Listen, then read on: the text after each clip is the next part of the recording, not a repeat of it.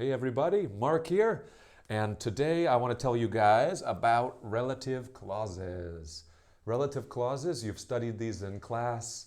We have a person, who, a place, where, a thing, which, or a thing, that.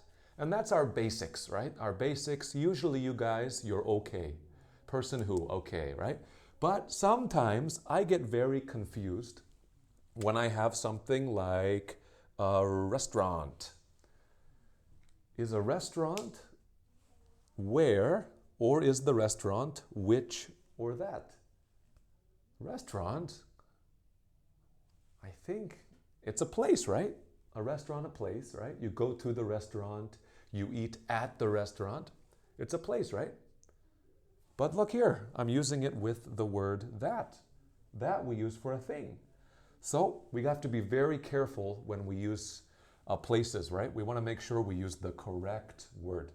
So this top one, the restaurant where I work, I want you to think about your answer, right? If I do the restaurant where I work, oh, I work at the restaurant. I work there. If you have a word like there or a word like at in your answer, then where is okay because it's a location, place, location, there, at, in, right? If you can answer using these words, where is okay.